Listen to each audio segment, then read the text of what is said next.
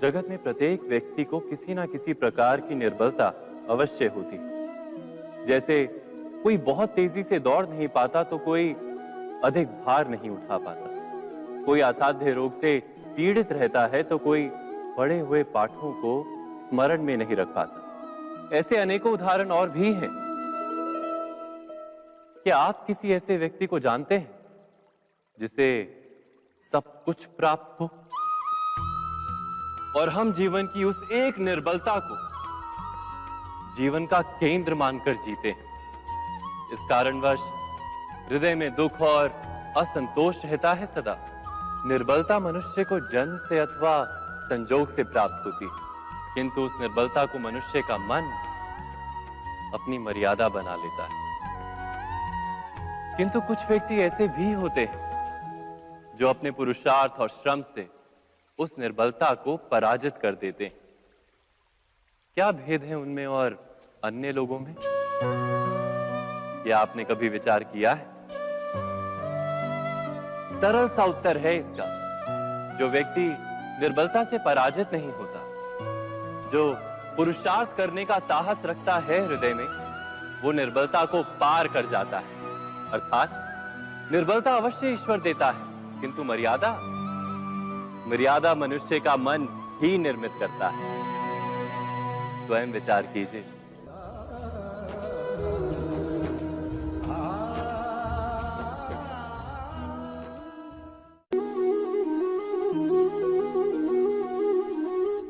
भविष्य का दूसरा नाम है संघर्ष। हृदय में आज इच्छा होती है और यदि पूर्ण नहीं हो पाती तो हृदय भविष्य की योजना बनाता है। भविष्य में इच्छा पूर्ण होगी ऐसी कल्पना करता रहता है, किंतु जीवन ना तो भविष्य में है ना अतीत में। जीवन तो इस क्षण का नाम, अर्थात इस क्षण का अनुभव ही जीवन का अनुभव। पर हम ये जानते हुए भी इतना सा सत्य समझ नहीं पाते। या तो हम बीते हुए समय के स्मरणों को घेर कर बैठे रहते हैं, या फिर आने वाले समय के लिए हम योजनाएं बनाते रहते हैं और जीवन जीवन बीत जाता है। एक सत्य यदि हम हृदय में उतार लें कि ना हम भविष्य देख सकते हैं, ना ही भविष्य निर्मित कर सकते हैं, हम तो केवल धैर्य और साहस के साथ भविष्य को आलिंगन दे सकते हैं, स्वागत कर सकते हैं भविष्य का। तो क्या जीवन का हर पल जीवन से नहीं भर जाएगा? स्वयं विचार कीजिए।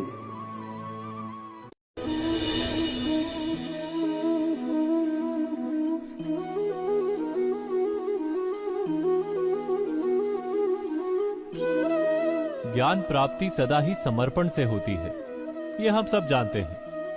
किंतु समर्पण का वास्तविक महत्व क्या है? क्या हमने कभी विचार किया? मनुष्य का मन सदा ही ज्ञान प्राप्ति में विभिन्न बाधाओं को उत्पन्न करता है। कभी किसी अन्य विद्यार्थी से ईर्ष्या हो जाती है, कभी पढ़ाए हुए पाठों पर संदेह जन्मता है और कभी गुरु द्वारा दिया गया दंड मन को अहंकार से भर देता है। नहीं, क्या ऐसा नहीं होता? न जाने कैसे कैसे विचार मन को भटकाते हैं और मन की इसी अयोग्य स्थिति के कारण हम ज्ञान प्राप्त नहीं कर पाते। मन की योग्य स्थिति केवल समर्पण से निर्मित होती है। समर्पण मनुष्य के अहंकार का नाश करता है, ईर्ष्या, महत्वाकांक्षा आदि भावनाओं को दूर कर हृदय को शांत करता है और मन को एकाग्र करता है। वास्तव में ईश्वर की सृष्टि में ना ज्ञान की मर्यादा है ना ज्ञानियों की। गुरु दत्तात्रेय ने तो गाय और श्वान से भी ज्ञान प्राप्त कर लिया था। अर्थात विषय ब्रह्म ज्ञान का हो या जीवन के ज्ञान का या गुरुकुल में प्राप्त होने वाले ज्ञान का, उसकी प्राप्ति के लिए गुरु से अधिक महत्व है उस गुरु के प्रति हमारा समर्पण। क्या ये सत्य नहीं?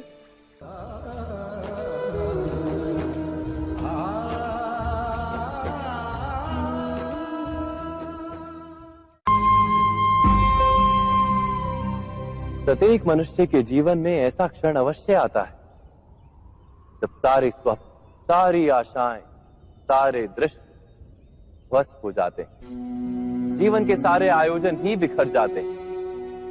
एक और धर्म होता है और दूसरी ओर सुख। इसी को धर्म संकट कहते हैं। जब धर्म का वहन ही संकट हो और धर्म का त्याग ही सुख हो।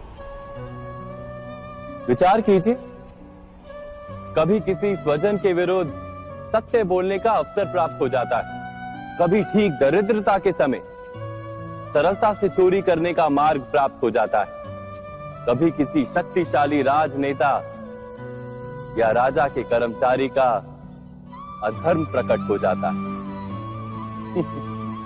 सबके जीवन में ऐसी घटना बनती ही रहती है।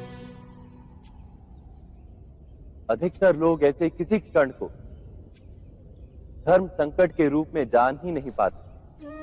हमें किसी प्रकार के संघर्ष का अनुभव ही नहीं होता।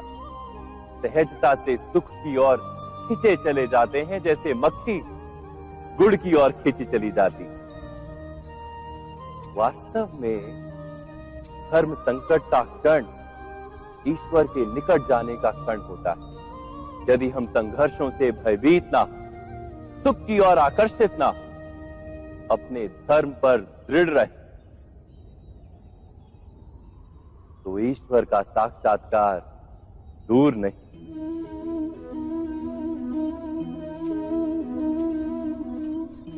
पवन से युद्ध करने वाला पत्ता यदि पेड़ से गिरता है तो भी आकाश की ओर उठता है। पवन से झुकने वाली घास वहीं भूमि पर रह जाती। अर्थात धर्म संकट से यदि हम संकट को ही टाल दें तो सुख तो मिलता है, जीवन बढ़ता है, किंतु क्या चरित्र नहीं टूटता? क्या आत्मा दरिद्र नहीं हो जाती? क्या ईश्वर से अंतर नहीं हो जाता? स्वयं विचार किए। दो व्यक्ति जब निकट आते हैं तो एक दूसरे के लिए सीमाएं और मर्यादाएं निर्मित करने का प्रयत्न अवश्य करते हैं। हम यदि सारे संबंधों पर विचार करें तो देखेंगे कि इन सारे संबंधों का आधार यही सीमाएं हैं जो हम दूसरों के लिए निर्मित करते हैं। और यदि अनजाने में भी कोई अन्य व्यक्ति इन सीमाओं को तोड़ता है तो उसी क्षण हमारा हृदय क्रोध से भर जाता है। इन सीमाओं का वास्तविक रूप क्या है? क्या हमने कभी विचार किया? सीमाओं के द्वारा हम दूसरे व्यक्ति को निर्णय करने की अनुमति नहीं देते। अपना निर्णय उस व्यक्ति पर थोपते हैं, अर्थात किसी की स्वतंत्रता का अस्वीकार करते हैं। और जब स्वतंत्रता का अस्वीकार किया जाता है तो उसका हृदय दुख से भर जाता है। और जब वो सीमाओं को तोड़ता है तो हमारा हृदय क्रोध से भर जाता है। क्या ऐसा नहीं होता?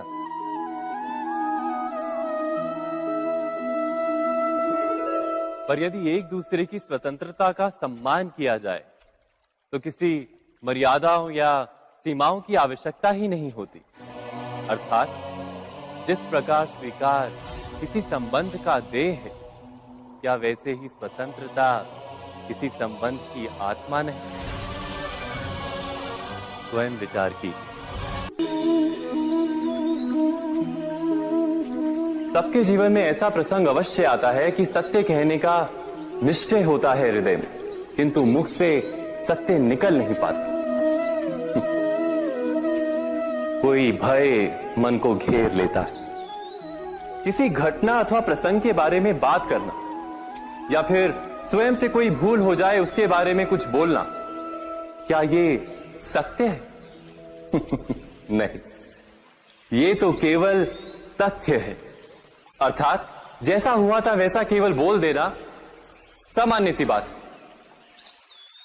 किंतु कभी कभी उस तथ्य को बोलते हुए भी भय लगता है। कदाचित किसी दूसरे की भावनाओं का विचार आता है मन। दूसरे को दुख होगा ये भय भी शब्दों को रोकता है। तो ये सत्य क्या है? क्या हमने कभी विचार किया है?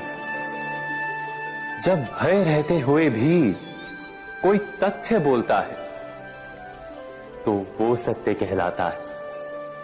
वास्तव में सत्य कुछ और नहीं, केवल निर्भयता का दूसरा नाम है।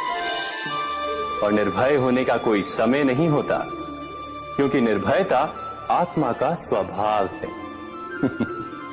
अर्थात क्या प्रत्येक क्षण सत्य बोलने का क्षण नहीं होता?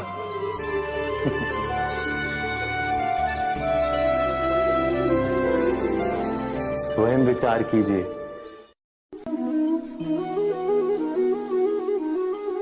श्रेष्ठता का क्या अर्थ है? श्रेष्ठता का अर्थ है दूसरों से अधिक ज्ञान प्राप्त करना। अर्थात मूल्य इस बात का नहीं कि स्वयं कितना ज्ञान प्राप्त किया, मूल्य इस बात का है कि प्राप्त किया हुआ ज्ञान अन्य लोगों से कितना अधिक है। अर्थात श्रेष्ठता की इच्छा ज्ञान प्राप्ति को भी एक स्पर्धा बना देती है। और स्पर्धा में विजय अंतिम कब होती है?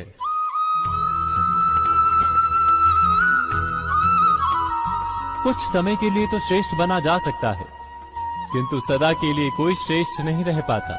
फिर वही असंतोष, पीड़ा और संघर्ष जन्म लेता है। किंतु श्रेष्ठ बनने के बदले यदि उत्तम बनने का प्रयत्न करें तो क्या होगा? उत्तम का अर्थ है कि जितना प्राप्त करने योग्य है वो सब प्राप्त करना, किसी से अधिक पाने की इच्छा से नहीं, मात्र आत्मा की तृप्ति हेतु कुछ प्राप्त करना। उत्तम के मार्ग पर किसी अन्य से स्पर्धा नहीं होती, स्वयं अपने आप से स्पर्धा होती है। अर्थात उत्तम बनने का प्रयत्न करने वाले को देर अबेर सारा ज्ञान प्राप्त हो जाता है, बिना प्रयत्न के ही वो श्रेष्ठ बन जाता है। किंतु जो श्रेष्ठ बनने का प्रयत्न करता है वो श्रेष्ठ बने या ना बने, उत्तम कभी नहीं बन पाता।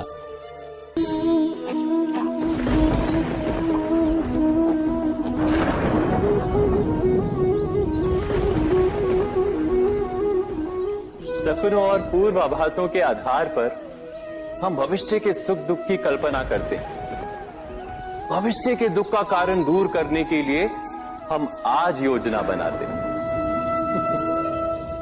किंतु कल के संकट को आज निर्मूल करने से हमें लाभ मिलता है या हानि पहुंचती है? ये प्रश्न हम कभी नहीं करते। सत्य तो ये है कि संकट और उसका निवारण साथ जन से, व्यक्ति के लिए भी और सृष्टि के लिए भी। नहीं, आप अपने भूतकाल का स्मरण कीजिए, इतिहास को देखिए। आप तुरंत ही ये जान पाएंगे कि जब जब संकट आता है तब तब उसका निवारण करने वाली शक्ति भी जन्म लेती है। यही तो जगत का चलन है। वस्तुतः संकट ही शक्ति के जन्म का कारण है। प्रत्येक व्यक्ति जब संकट से निकलता है तो एक पद आगे बढ़ा होता है, अधिक चमकता है, आत्मविश्वास से अधिक भरा होता है, न केवल अपने लिए अपितु विश्व के लिए भी। क्या ये सत्य नहीं? वास्तव में संकट का जन्म है एक अवसर का जन्म, अपने आप को बदलने का, अपने विचारों को ऊंचाई पर करने का अवसर, अपनी आत्मा को बलवान और ज्ञान मंडित बनाने का अवसर। जो ये कर पाता है उसे कोई संकट नहीं होता, किंतु जो ये नहीं कर पाता वो तो स्वयं एक संकट है विश्व के लिए। विचार कीजिए।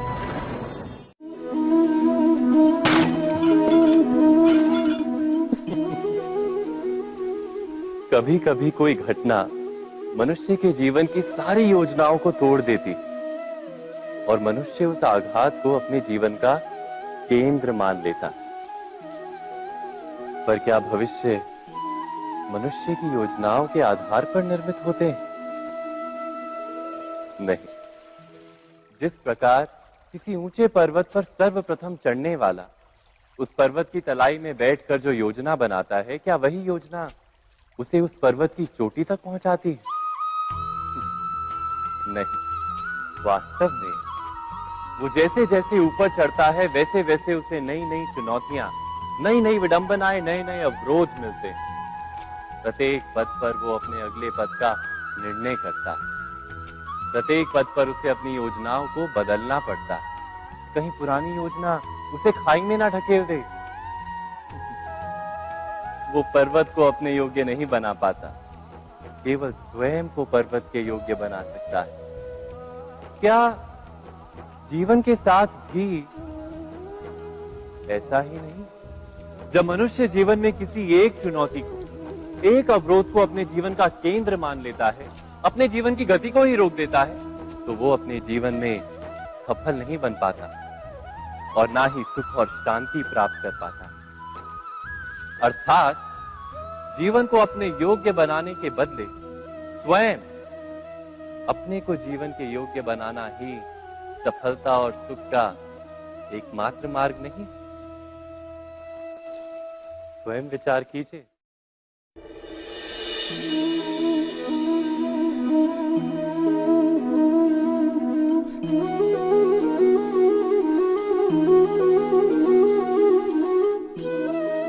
जीवन का हर क्षण निर्णय का क्षण होता है। प्रत्येक पद पर दूसरे पद के विषय में कोई निर्णय करना ही पड़ता है और निर्णय अपना प्रभाव छोड़ जाता है। आज किए गए निर्णय भविष्य में सुख अथवा दुख निर्मित करते हैं, ना केवल अपने लिए, अपने परिवार के लिए भी, आने वाली पीढ़ियों के लिए भी। जब कोई दुविधा सामने आती है तो मन व्याकुल हो जाता है, अनिश्चय से भर जाता है।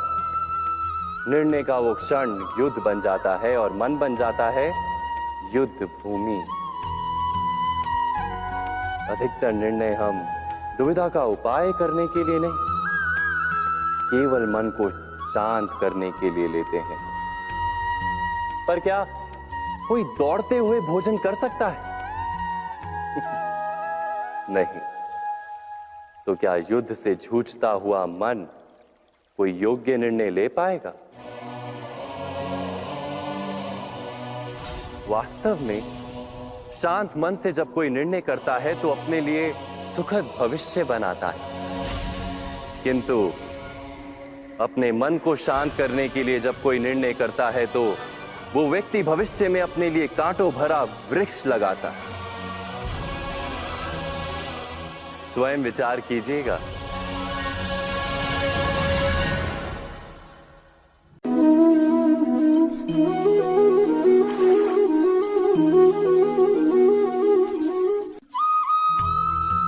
जीवन में आने वाले संघर्षों के लिए जब मनुष्य स्वयं को योग्य नहीं मानता, जब उसे अपने ही बल पर विश्वास नहीं रहता, तब वो सद्गुणों को त्याग कर दुर्गुणों को अपनाता है।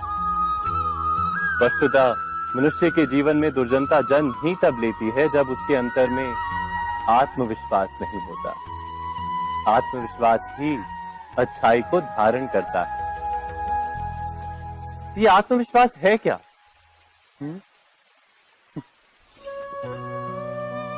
जब मनुष्य ये मानता है कि जीवन का संघर्ष उसे दुर्बल बनाता है, तो उसे अपने ऊपर विश्वास नहीं रहता। वो संघर्ष के पार जाने के बदले संघर्ष से छूटने के उपाय ढूंढने लगता है। किंतु जब वो ये समझता है कि ये संघर्ष उसे अधिक शक्तिशाली बनाते हैं, ठीक जैसे व्यायाम करने से देह की शक्ति बढ़ती, तो प्रत्येक संघर्ष के साथ उसका उत्साह बढ़ता है। अर्थात आत्मविश्वास और कुछ भी नहीं, मन की स्थिति, जीवन को देखने का दृष्टिकोण मात्र है। और जीवन का दृष्टिकोण तो मनुष्य के अपने वश में होता है। स्वयं विचार कीजिए।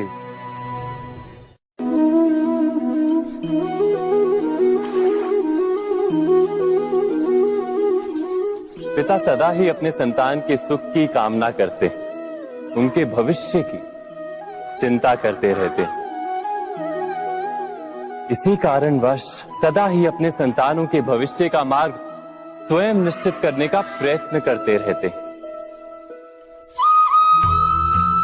जिस मार्ग पर पिता स्वयं चला है, जिस मार्ग के कंकर पत्थर को स्वयं देखा है, मार्ग की छाया, मार्ग की धूप को स्वयं जाना है, उसी मार्ग पर उसका पुत्र भी चले, यही इच्छा रहती है हर पिता की। निस्संदेह उत्तम भावना है ये, किंतु 3 प्रश्नों के ऊपर विचार करना हम भूल ही जाते हैं। कौन से प्रश्न? प्रथम प्रश्न, क्या समय के साथ प्रत्येक मार्ग बदल नहीं जाते? क्या समय सदा ही नई चुनौतियों को लेकर नहीं आता? तो फिर बीते हुए समय के अनुभव नई पीढ़ी को किस प्रकार लाभ दे सकते हैं? दूसरा प्रश्न, क्या प्रत्येक संतान अपने माता पिता की छवि होता है? हाँ, संतानों को संस्कार तो अवश्य माता पिता देते हैं, किंतु भीतर की क्षमता तो ईश्वर देते हैं। तो जिस मार्ग पर पिता को सफलता मिली है, विश्वास है कि उसी मार्ग पर उसकी संतानों को भी सफलता और सुख प्राप्त होगा। तीसरा प्रश्न, क्या जीवन के संघर्ष और चुनौतियां लाभकारी नहीं होती? क्या प्रत्येक नया प्रश्न एक नए उत्तर का द्वार नहीं खोलता? तो फिर संतानों को नए नए प्रश्नों, संघर्षों और चुनौतियों से दूर रखना, ये उनके लिए लाभ करना कहलाएगा या हानि पहुंचाना? अर्थात जिस प्रकार संतान के भविष्य का निर्माण करने के बदले उसके चरित्र का निर्माण करना श्रेष्ठ है, वैसे ही संतानों के जीवन का मार्ग निश्चित करने के बदले उन्हें नए संघर्षों के साथ जूझने के लिए मनोबल व ज्ञान देना अधिक लाभदायक नहीं होगा? स्वयं विचार की